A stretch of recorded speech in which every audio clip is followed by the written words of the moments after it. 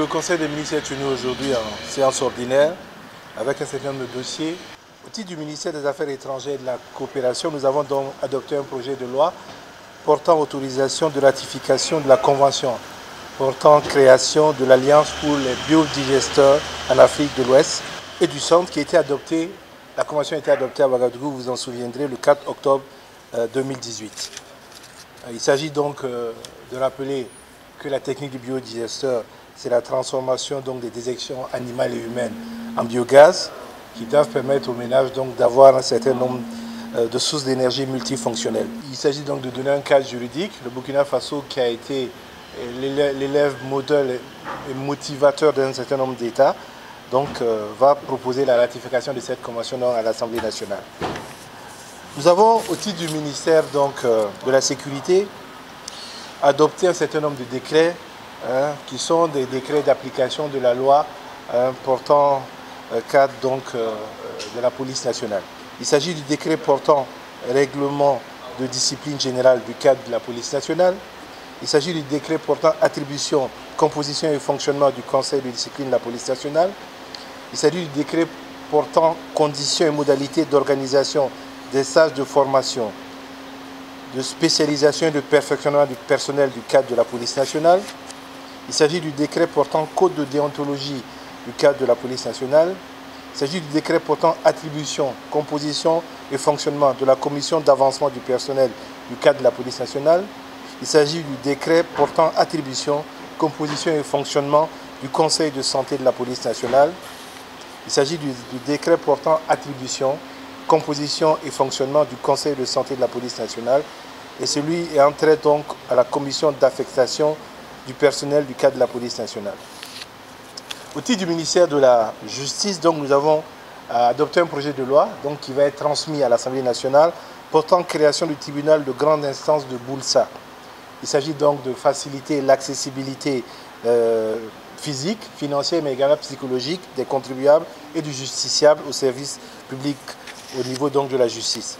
On rappelle l'objectif étant de passer de la distance par rapport à un tribunal de grande instance qui est actuellement de 60,3 km à 54 km donc à l'horizon 2020, donc de réduire la distance. Nous avons également adopté au titre du ministère de l'Environnement, de l'économie verte et du changement climatique des décrets d'application de la loi numéro 063/2015 CNT du 15 septembre 2015 portant statut du personnel du cadre paramilitaire des eaux et forêts. Il s'agit donc de 5 décrets. Le décret portant modalités et critères et conditions d'évaluation et d'avancement du personnel du cadre paramilitaire des eaux et forêts. Le décret portant composition, attribution et fonctionnement de la commission d'avancement. Le décret portant composition, attribution et fonctionnement du Conseil supérieur du cadre paramilitaire des eaux et forêts. Le décret portant composition, attribution et fonctionnement de la commission d'affectation du personnel du cadre paramilitaire des eaux et forêts et le décret relatif aux attributions, la composition, l'organisation et le fonctionnement du conseil de discipline du cadre paramilitaire des eaux et forêts. Voilà donc quelques-uns des dossiers que nous avons à étudier. Au titre des communications orales, donc, les différents ministres ont présenté notamment des questions qui sont liées à l'actualité. Et dans l'immédiat, il y avait notamment cette question du blocage des voies par un certain nombre de transporteurs, de chauffeurs, de camions, etc. Un certain nombre d'acteurs ont été rencontrés depuis hier. Vous avez pu lire un certain nombre de communiqués qui dit qu'un certain nombre de personnes se désolidarisent du mouvement.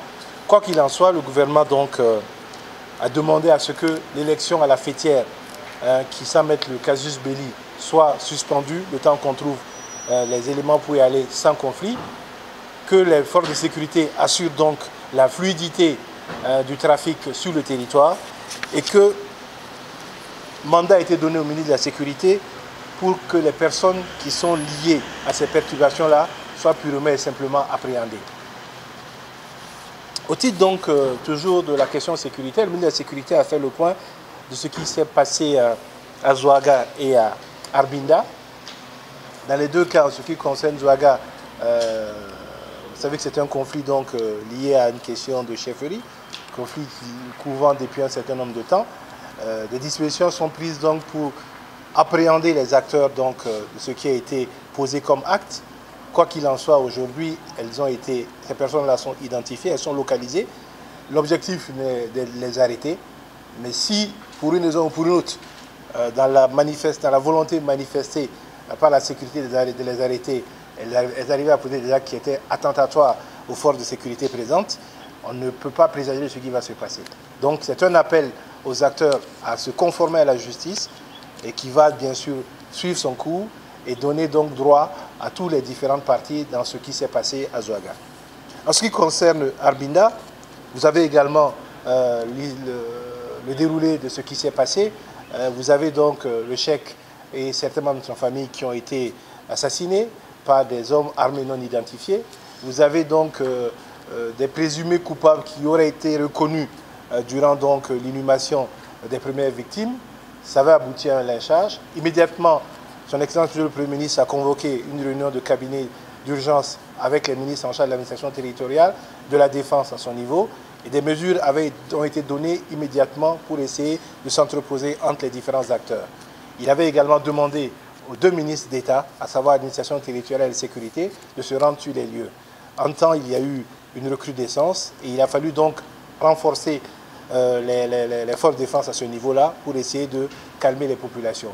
Quoi qu'il en soit, sur ces questions-là, il y a nécessité donc de ramener la sécurité, ce qui est en train d'être fait, mais il y a également la certitude que les acteurs connaîtront une suite judiciaire dans ce qui a été posé. Sur ces questions-là, donc, les 2 ministres d'État sont allés donc à Arbinda, en passant par Dori. Le gouvernement donc tient à présenter ses condoléances dans les 2 cas aux familles des personnes qui ont perdu la vie tant à Zouaga qu'à Arbinda.